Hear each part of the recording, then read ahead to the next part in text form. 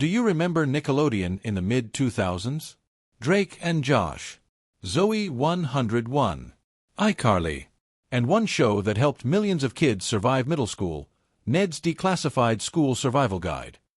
One of the show's most memorable characters was Martin Qwerly. By 2025, Tylor Chase was homeless, living on the streets of Riverside, California. A viral video shocked fans worldwide. The kid who once brought joy to millions was now asking strangers for help. The talkative, intelligent kid who always had the answers. He was played by a young actor named Tylor Chase. Tylor was living the dream. He was on one of Nickelodeon's biggest shows. He worked with James Franco. He had a promising career ahead of him. But by 2011, his acting career was over.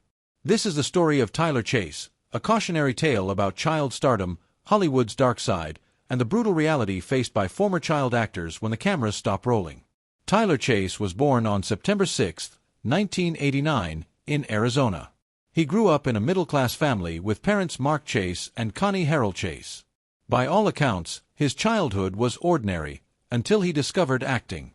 As a teenager, Tylor's family moved to Los Angeles County. Like thousands of other kids, Tylor dreamed of being on TV. He was scouted by ProScout, a talent agency that helped young actors find work. In 2004, at just 15 years old, Tylor landed his breakout role. He was cast as Martin Qwerly in Nickelodeon's new comedy series, Ned's Declassified School Survival Guide. The show followed 3 middle school students as they navigated the challenges of adolescence, bullies, crushes, homework, and social survival. It was funny, relatable, and became an instant hit with kids and teenagers. Tylor's character, Martin Qwerly, was a recurring role. He was the nerdy, talkative kid who always had facts and trivia ready. He wasn't the main character, but he was memorable. Fans loved Martin. For 3 seasons, from 2004 to 2007, Tylor was part of a hit Nickelodeon show. He worked with talented young actors. He earned money. He had fans. At 15, 16, 17 years old, Tylor Chase was living the dream most teenagers could only imagine. But then, the show ended. When Ned's Declassified wrapped in 2007, Tylor was 18 years old. He had been on a successful TV show, but he hadn't been the star. He was a supporting character.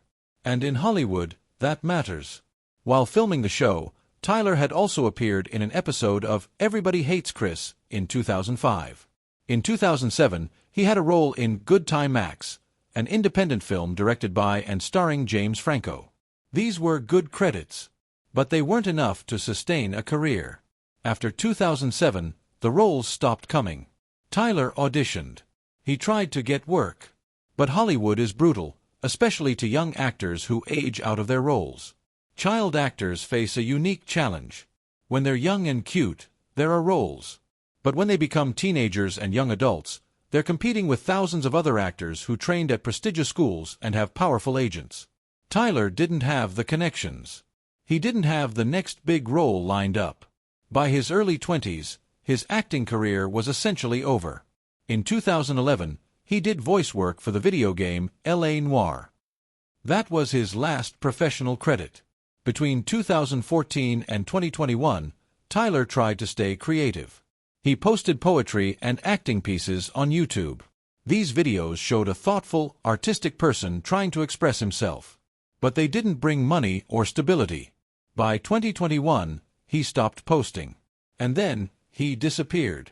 What happened to Tylor Chase between 2011 and 2025? The details are unclear, but the result is devastating. By September 2025, Tylor was living on the streets of Riverside, California. A viral video showed him looking disheveled, talking to someone who recognized him from Nickelodeon.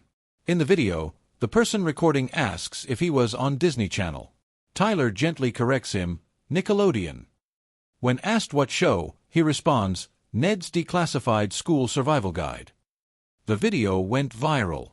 Millions of people who grew up watching the show were shocked. How did this happen? How does someone go from Nickelodeon fame to homelessness? Reports suggest several factors. After his acting career ended, Tylor struggled financially.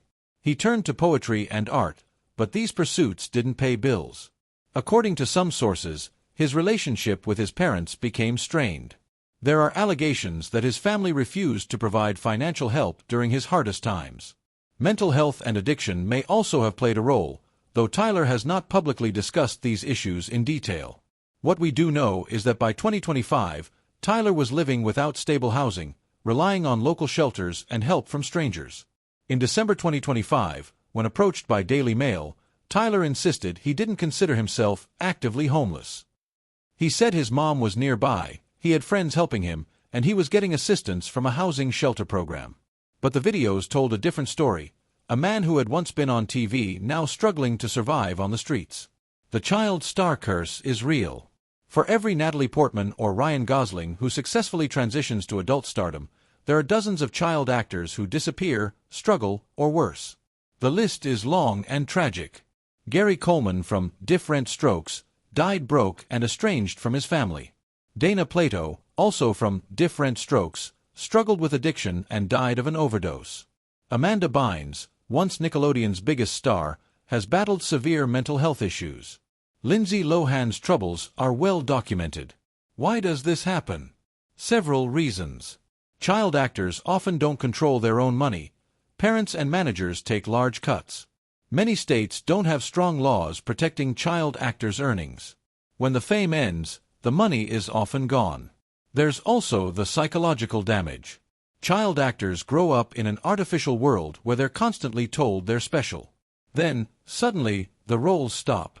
The attention disappears.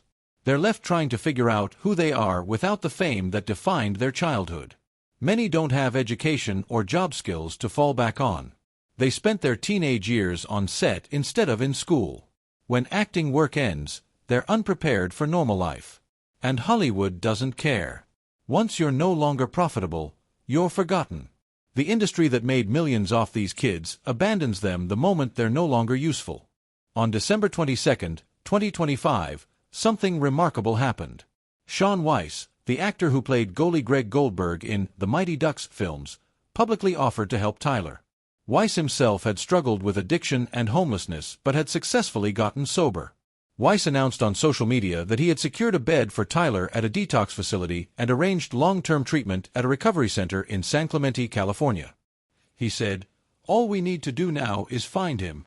The next day, Tylor's former Neds Declassified co-star Daniel Curtis Lee tracked him down in Riverside.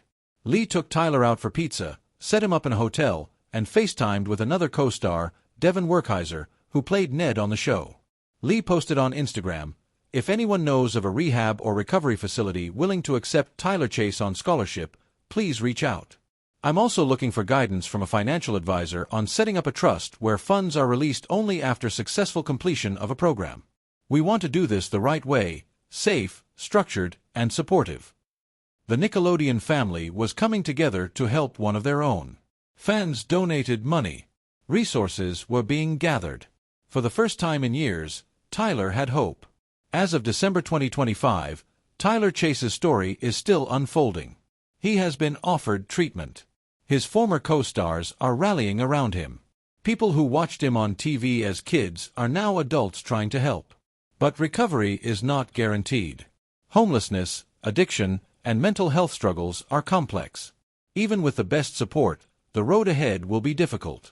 Tylor is 35 years old. He has most of his life ahead of him.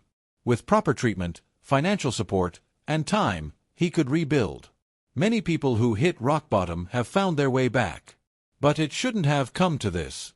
A kid who brought joy to millions, who worked hard on a successful TV show, should not have ended up homeless on the streets. The system failed him. Hollywood used him and discarded him. His story is a reminder that child stardom comes with a cost that many can't afford to pay. If you're a fan of Ned's Declassified School Survival Guide, remember Martin Qwerly. Remember the smart, talkative kid who made you laugh. Remember that he was played by a real person, Tylor Chase, whose life took a tragic turn after the cameras stopped rolling. If you want to help, support organizations that assist former child actors and homeless individuals. Advocate for stronger laws protecting child actors' earnings. And most importantly, remember that behind every child star is a real kid who needs protection, guidance, and a plan for life after fame. Tylor Chase's story isn't over. With help, support, and time, he can rebuild his life. Let's hope his story ends not in tragedy, but in redemption. Subscribe to Then and Now Stories for more untold stories of the people who shaped our childhoods, and what happened to them when the spotlight faded.